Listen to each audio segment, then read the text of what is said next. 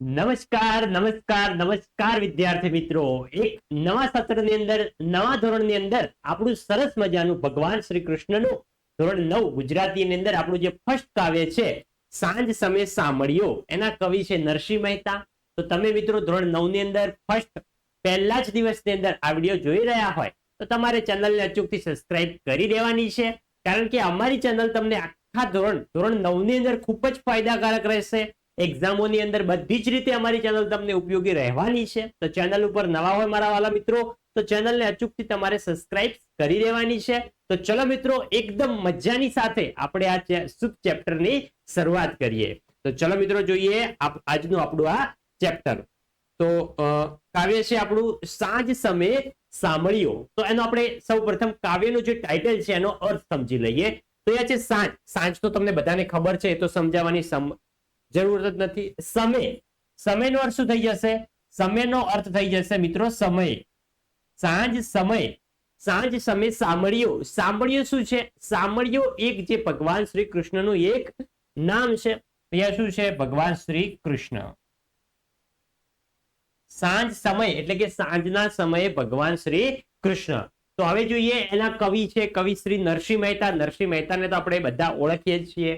એમનો જન્મ મિત્રો પાકું નથી, પણ ઈસવીસન 15મી સદીની અંદર થયો હોવાનું મનાય છે. જે મિત્રો નરસિંહ મહેતા છે, મીરાબાઈ જે છે, એ બધા ભગવાન શ્રી કૃષ્ણના ભક્ત હતા. તો ચલો મિત્રો હવે આપણે જોઈએ. તો ભાવનગર પાસેના તળાજામાં તેમનો જન્મ થયો હતો. કોનો? તો નરસિંહ મહેતાનો જન્મ તમને પૂછવામાં આવે, પરીક્ષાની અંદર પૂછાઈ શકે છે કે નરસિંહ મહેતાનો જન્મ ક્યાં થયો હતો? તો નરસિંહ મહેતાનો જન્મ જે છે એ ભાવનગર જિલ્લાના તળાજા ગામમાં થયો હતો. તેમનું બાળપણ જુનાગઢમાં વીત્યું હતું. તેમનો જન્મ ક્યાં થયો? ભાવનગરના તળાજામાં. પરંતુ તેમનું બાળપણ ક્યાં વીત્યું હતું? તેમનું બાળપણ જુનાગઢમાં વીત્યું હતું. તેમને ગુજરાતી ભાષાના આદ્ય કવિ તરીકે પણ આદિ કવિ તરીકે પણ ઓળખવામાં આવે છે. ખૂબ જ વેરી મોસ્ટ આઈએમપી કહી શકાય એવો જ છે. પ્રથમ પરીક્ષાની અંદર મિત્રો દરેક વખત પૂછાય એવો પ્રશ્ન છે કે નરસિંહ મહેતાને શેનું બિરુદ મળેલ છે ગુજરાતી ભાષામાં? તેની અંદર શું આવશે? આદિ કવિનું બિરુદ મળેલ છે નરસિંહ મહેતાને. આગળ વધીશું. તેમના મિત્રો જે છે પદો કયા કયા છે એ આપણે જોઈએ. એમની રચનાઓ કઈ કઈ છે એ રચનાઓ જોઈએ. તો રચનાઓ છે એમની હિંડોળાના પદ, નેક્સ્ટ આગળ છે વસંતના પદ છે. પછી આગળ વધીશું તો છે કૃષ્ણલીલા અને ભક્તિબોધ વગેરેમાં પદોમાં તેમની કવિતા મળે છે. એટલે કે આ જે છે એ તેમના મિત્રો પદો છે. પછી કે ઝૂલણા છંદમાં નરસિંહ મહેતાના પ્રભાતિયા આજે પણ લોકકંઠે ગવાય છે. કયો છંદ છે? તો ઝૂલણા છંદની અંદર પ્રભાતિયા જે છે એ મિત્રો સવારમાં ગાવામાં આવતા ભજન જે હોય છે એને આપણે પ્રભાતિયા કહેવામાં આવે છે. પછી છે લોકકંઠે ગવાય છે હાર, હુંડી, મોસાળું, વિવાહ અને શ્રાદ્ધ. કયા કયા છે? તો જે હાર છે, હુંડી છે, મોસાળું છે, વિવાહ છે અને શ્રાદ્ધ છે એ તેમના આત્મવૃત્તાંત પદો છે. નરસિંહ મહેતા બે રીતે કાવ્ય રચનાઓ કરતા હતા. એક તો પોતાના આત્મવૃત્તાંત પદો વિશે અને એક કૃષ્ણ ભક્તિના ગીતો. એટલે કે એક નરસિંહ મહેતા જે છે એ પોતે કૃષ્ણ ભક્ત હતા, તો પોતે કૃષ્ણ ભક્તિના ગીતો રચતા હતા. તો એ મિત્રો કહેવાય છે કૃષ્ણ ભક્તિના ગીતો. અને આત્મવૃત્તાંત પદો એટલે કે પોતાના જીવનની અંદર કોઈ પણ એવો પ્રસંગ બન્યો હોય, કોઈ પણ એવો અનુભવ થયો હોય એને તે કવિતા સ્વરૂપે લખતા હતા. એને આપણે આત્મવૃત્તાંત પદો કહીએ છીએ. તો જે મિત્રો હાર, હુંડી, મોસાળું, વિવાહ અને શ્રાદ્ધ જે છે એ નરસિંહ મહેતાના કેવા પદો છે? આત્મવૃત્તાંત પદો કહેવામાં આવે છે. નરસિંહ મહેતાના પદોમાં આધ્યાત્મની ઊંચાઈ જોવા મળે છે. એટલે કે નરસિંહ મહેતાના જે પદો છે એની અંદર મુખ્યત્વે ભગવાનની ભક્તિની જ વાતો તમને જોવા મળે છે. તો હવે આપણે જોઈએ જે કાવ્ય છે, કાવ્યને આપણે એક શોર્ટમાં સમજી લઈએ. એનો આપણે ઇન્ટ્રો કહી શકીએ. તો આપણે એ કાવ્યનો ઇન્ટ્રો જોઈ લઈએ. તો છે કે સાંજ સમે સાંભળ્યો કૃષ્ણના મધુર રૂપ વર્ણનનું ગીત કાવ્ય છે. એટલે કે જે શ્રી કૃષ્ણનું રૂપ છે, શ્રી કૃષ્ણની જે શોભા છે એનું વર્ણન કરતું આ કાવ્ય છે. સાંજના સમયે ગાયોનું ધણ ગામ તરફ પાછું વળતું હોય છે.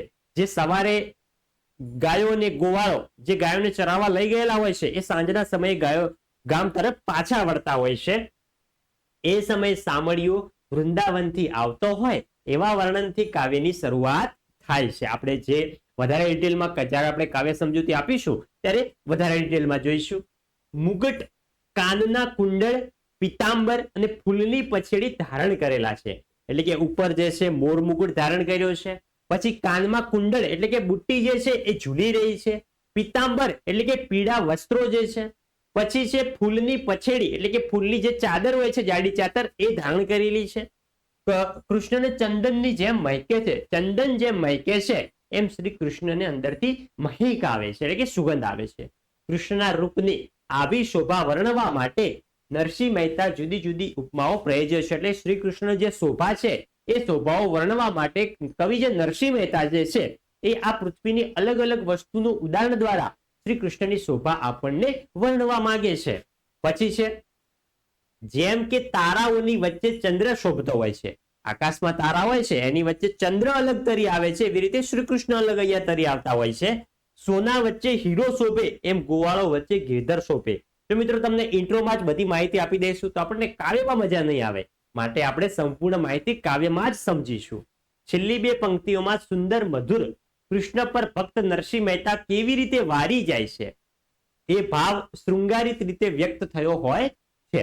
આવા વહાલા શુભકારી રસિક કૃષ્ણ વગર રહી શકાય એમ નથી.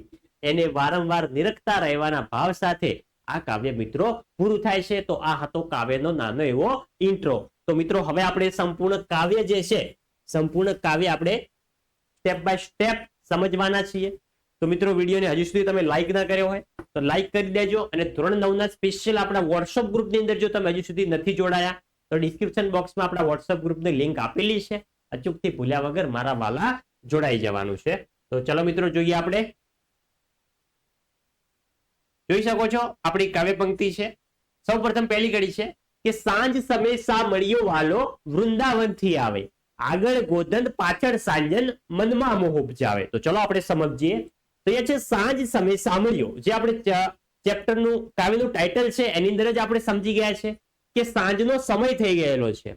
સાંજના સમયે સાંભળ્યો એટલે કે શ્રી કૃષ્ણ ભગવાન જે છે સાંજ સમય સાંભળ્યો વાહલો વૃંદાવનથી આવે છે.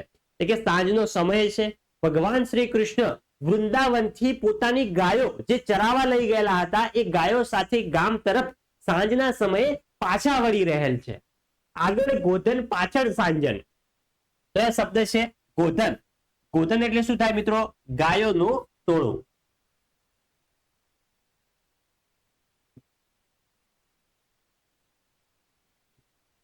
ગોધન એટલે મિત્રો થઈ જાય છે ગાયોનું ટોળું. આગળ ગોધન પાછળ સાજન. સાજન એટલે કે શ્રી કૃષ્ણના જે બીજા મિત્રો હોય છે જે ગોવાળિયા હોય છે એમના માટે અહીંયા સાજન શબ્દ વાપર્યો છે. મનમાં મોહ ઉપજાવે એટલે કે મનમાં લાલસા ઉપજાવે છે. એટલે કે ભગવાન શ્રી કૃષ્ણ જે છે સાંજનો સમય થઈ ગયેલ છે. સાંજના સમયે ભગવાન શ્રી કૃષ્ણ પોતાની ગાયો લઈને વૃંદાવન તરફ પાછળ વળી રહ્યા છે. અને એ દ્રશ્ય કેવું છે? એ દ્રશ્ય છે મિત્રો સૌથી આગળ ગાયો ચાલી રહી. ગોધન એટલે કે સૌથી આગળ ગાયોનું ધણ, ગાયોનું ટોળું ચાલી રહ્યું છે. એમની પાછળ ભગવાન શ્રી કૃષ્ણ ચાલી રહ્યા છે અને એમની પાછળ સાજન એટલે કે બીજા ગોવાળિયાઓ ચાલી રહ્યા છે. એટલે કે સાંજ સમય સા મળ્યો વાલો વૃંદાવનથી આવે, આગળ ગોધન પાછળ સાજન મનમાં મોહ ઉપજાવે. નેક્સ્ટ જોઈએ. મોર મુગુટ શિર સુંદર ધર્યો, કાને કુંડળ લઈ કે, પહેર્યા પિતાંબર ફૂલની પછેડી, ચુવા ચંદન મહેકે. તો આ ભગવાન શ્રી કૃષ્ણની શોભાનું વર્ણન છે. તો આપણે જોઈએ. તો મોર મુગુટ શિર સુંદર ધર્યો એટલે કે ભગવાન શ્રી કૃષ્ણ તમે ક્યારેક ફોટો જોયો હોય તો તમે ફોટો જોજો. એની ઉપર સોનાનો મુગુટ નહીં હોય પરંતુ નાનો એવો મુગુટ હશે ને મોરપીંછ હશે. તો ભગવાન શ્રી કૃષ્ણના માથા ઉપર નાનો એવો મોર મુગુટ એટલે કે મોરપીંછ વાળો મુગુટ ધારણ કર્યો છે એમને. કાને કુંડળ લઈ કે છે એટલે કે કાનની અંદર જે છે એવા લાંબા બુટ્ટી જે છે એ પહેરેલા છે. ને ભગવાન શ્રી કૃષ્ણ જેમ ચાલે છે એમ બુટ્ટી આગળ પાછળ એમ ઝૂલી રહી છે એટલે કે લહેકી રહી છે. પહેર્યા પિતાંબર ફૂલની પછેડી એટલે કે તેમને પિતાંબર, શ્રી કૃષ્ણ ભગવાન હંમેશા પિતાંબર જ પહેરતા હતા. પિતાંબર એટલે કે ભગવાન શ્રી કૃષ્ણએ પીળા વસ્ત્રો ધારણ કર્યા છે, પીળા વસ્ત્રો પહેર્યા છે. અને ફૂલની પછેડી, ફૂલની પછેડી એટલે કે અહીંયા શબ્દ વપરાણો છે જાડી ચાદર. મિત્રો ફૂલની પછેડી એટલે કે એમને એવી જાડી પછેડી ચાદર પણ નાખેલી છે. ચુવા ચંદન મહેકે. ચુવા એટલે શબ્દ શું થઈ જશે? સુગંધી તેલ. યાદ રાખવાનું છે. ચુવા એટલે મિત્રો થઈ જશે સુગંધી તેલ. અને ચંદન તો જે તમને ખબર જ છે, ચંદન એટલે કે જે મિત્રો મહેક આપે છે. ચુવા ચંદન મહેકે. તો ભગવાન શ્રી કૃષ્ણે માથા ઉપર મોર મુકુટ ધારણ કરેલો છે, એમની કાનની અંદર કુંડળ આગળ પાછળ ઝૂલી રહ્યા છે, તેમને પીળા વસ્ત્રો પીતાંબર પહેરેલા છે અને સાથે પછેડીની જાડી ચાદર પણ છે ફૂલની, ચુવાચંદન એટલે કે સુગંધિત તેલ અને ચંદનથી તેમનું આખું જે રૂપ જે છે, આખું શરીર જે છે એ મિત્રો મહેકી રહ્યું છે, એટલે કે સુગંધ ઉઠી રહી છે એમના અંદરથી. તારામંડળમાં જેમ સસિયર શોભે એટલે કે નરસિંહ મહેતાએ આ જે શોભા છે એની અલગ અલગ ઉદાહરણો દ્વારા વર્ણવી છે કે તારામંડળની અંદર જેમ સસિયર શોભે છે હેમે જડિંગ હીરો, એટલે કે જે આપણું આકાશ જે છે રાત્રિના સમયે તમારે પૂનમ હોય ત્યારે નોટિસ કરવાનું કે તારા પણ હોય છે અને ચંદ્ર પણ હોય છે. તો તારાઓ જે છે એ નાના નાના હોય છે, પરંતુ આખા આકાશની અંદર આખું બ્રહ્માંડ છે, પરંતુ એની અંદર આપણને અલગ શું લાગે છે? આપણને અલગ ચંદ્ર લાગે છે. એવી જ રીતે હેમે જડિંગ હીરો, હેમ એટલે કે સોનું, જડિંગ એટલે કે જડેલું, જડેલું એટલે કે ખોવરાઈ ગયું ને જડી ગયું એ જડેલો નહીં, પરંતુ એની અંદર મૂકેલું હીરો. તો હેમે જડિંગ હીરો એટલે કે જો આખો સોનાના ઘરેણા હશે, સોનાના ઘરેણા અંદર ઘરેણું ભલે ગમે એટલું મોંઘું હોય, પરંતુ એની અંદર સોનાનું ઘરેણું હોય અને એની અંદર જો સરસ મજાનો હીરો હોય તો એ ઘરેણા કરતા પણ આપણી પહેલી નજર એ હીરા તરફ જાય છે. માટે શ્રી કૃષ્ણ પણ ગોવાળોની અંદર એવી રીતે શોભી રહ્યા છે. તેમ ગોવાળોમાં ગિરધર શોભે હરિહરધરનો વીરો. એમ જેમ તારામંડળમાં ચાંદો અલગ પડે છે, પછી સોનાના દાગીનામાં હીરો અલગ પડે છે, એવી જ રીતે ગોવાળોની અંદર ગિરિધર, ગિરિધર એટલે ભગવાન શ્રી કૃષ્ણ, અને ભગવાન શ્રી કૃષ્ણનું નામ ગિરિધર શા માટે પાડવામાં આવ્યું છે? તો ઇન્દ્ર ભગવાનના પ્રકોપથી જ્યારે એમના ગામની અંદર ભરપૂર વરસાદ પડ્યો ત્યારે ભગવાન શ્રી કૃષ્ણએ ગોવર્ધન પર્વતને પોતાની ટચલી આંગળી ઉપર ઉપાડી લીધો હતો અને ગામની રક્ષા કરી હતી. તે માટે તેમનું નામ ગિરધર પાડવામાં આવ્યું હતું. એમ ગોવાળોમાં ગિરધર શોભે છે અને હરિહરધરનો વીરો, હરિહરધરનો વીરો. હળધર એટલે કે હળને ધારણ કરનાર. હળને ધારણ કરનાર કોણ હતા? તો હળને ધારણ કરનાર હતા શ્રી કૃષ્ણના મોટા ભાઈ બલરામ, તેમને જે દાઉ પણ કહેતા હતા. તો તારામંડળમાં જેમ સસિયર એટલે કે તારામંડળની અંદર આકાશની અંદર તારાઓની વચ્ચે જેવી રીતે ચંદ્ર શોભે છે, સોનાના ઘરેણની અંદર જેવી રીતે જે છે એ હીરો શોભે છે, એવી અંદર ગોવાળોની અંદર ભગવાન શ્રી કૃષ્ણ શોભી રહ્યા છે. એ હરિહરધરનો વીરો એટલે કે તે બલરામના ભાઈ શોભી રહ્યા છે. વાહલાજીનું રૂપ હૃદયમાં વસ્યું એટલે કે વાહલાજી એટલે કે શ્રી કૃષ્ણનું આવું રૂપ જે છે, આવું મનમોહક રૂપ જે છે એ નરસિંહ મહેતાના હૃદયની અંદર વસી ગયું છે. મંદડું તે ધસ્યું મારું, મંદડું તે ધસ્યું મારું એટલે કે તેમનું મન જે છે ભગવાન શ્રી કૃષ્ણનું આવું રૂપ જોવા માટે ત્યાં દોડી જાય છે, ધસી જાય છે એટલે કે ત્યાં દોડી જાય છે. આળ કરી આલિંગન દીધું, આળ કરી આલિંગન દીધું, આળ એટલે કે ભેટવું, સોરી આળ એટલે થશે પ્રેમ. આળ કરી આલિંગન દીધું, આળ એટલે કે પ્રેમ અને વહાલ, પ્રેમ પણ શબ્દ થઈ શકે છે અને અહીંયા વહાલ પણ શબ્દ થઈ શકે છે. તો આળ કરી આલિંગન દીધું એટલે કે ભગવાન શ્રી કૃષ્ણએ નરસિંહ મહેતા પોતાના ભક્તને પ્રેમ કરીને ભેટી પડ્યા. આળ કરી આલિંગન દીધું, આલિંગન દેવું એટલે એનો શબ્દ થઈ જશે ભેટવું. આળ કરી આલિંગન દીધું એટલે કે પોતે પ્રેમથી ભેટી પડ્યા અને તેમનું તન મન મુખ પર વારે એટલે કે તેમના તે પોતે તન મન અને મુખ ઉપર વારી જાય છે. તન મન મુખ પર વારો એટલે કે ભગવાન નરસિંહ મહેતા જે છે એ એમના તન મન અને ભગવાન શ્રી કૃષ્ણના મુખ ઉપર વારી જાય છે, એટલે કે એમના પર મંત્ર મુગ્ધ મોહિત થઈ જાય છે. પછી કે વાહલાજીનું રૂપ મહાશુભકારી એટલે કે ભગવાન શ્રી કૃષ્ણનું આવું રૂપ મહાશુભકારી એટલે કે કલ્યાણકારી. વાહલાજીનું એટલે કે ભગવાન શ્રી કૃષ્ણનું આવું કલ્યાણકારી રૂપ રસિયા વિના કેમ રહીએ? રસિયા એટલે કે ભગવાન શ્રી કૃષ્ણનું આવું રૂપ જે છે એ આપણે પામ્યા વિના કેમ રહી શકીએ? કેમ રહી શકીએ? પછી નરસૈયાના સ્વામીની શોભા નિરખી નિરખી હરખાવીએ. નરસૈયાના સ્વામી એટલે કે ભગવાન શ્રી નરસિંહ મહેતાના સ્વામી કોણ છે? ભગવાન શ્રી કૃષ્ણ. નરસિંહ મહેતાના સ્વામી ભગવાન શ્રી કૃષ્ણની આવી શોભા જોઈને આપણે નિરખી નિરખીને એટલે કે આવી શોભા જોઈને આપણે અંદરથી હર્ખ પામી રહ્યા છે, અંદરથી ઉત્સાહિત થઈ રહ્યા છીએ. તો જોઈ શકો છો તમે નરસિંહ મહેતાના સ્વામીની આવી શોભા જોઈને મારું મન પ્રફુલ્લિત થઈ રહ્યું છે. તો આ મિત્રો તેનું સંપૂર્ણ કાવ્ય સમજૂતી હતી. હવે તેના આપણે શબ્દાર્થ પણ જોઈ લઈએ. ચલો ફટાફટ જોઈ શકો છો શબ્દ સમજૂતી છે અહીંયા. તો અહીંયા સૌપ્રથમ સમાનાર્થી શબ્દો જે તમને પરીક્ષાની અંદર પૂછાય છે એ મિત્રો આમાંથી જ પૂછાશે. ગોધન એટલે કે ગાય રૂપી ધન, ગાય રૂપી ધન ને અહીંયા શબ્દ વપરાનો છે ગાયોનું ધન, ગાયોનું ટોળું, જેને આપણે ગોધન કહીએ છીએ. કુંડળ, કુંડળ એટલે શું થશે? તો કાને પહેરવાનું જે ઘરેણું જે છે એને આપણે કુંડળ કહીએ છીએ. પછી પિતાંબર, પિતાંબર એટલે થઈ જશે પીળા રંગનું રેશમી વસ્ત્ર, પિતાંબર એટલે કે પીળા રંગનું રેશમી વસ્ત્ર.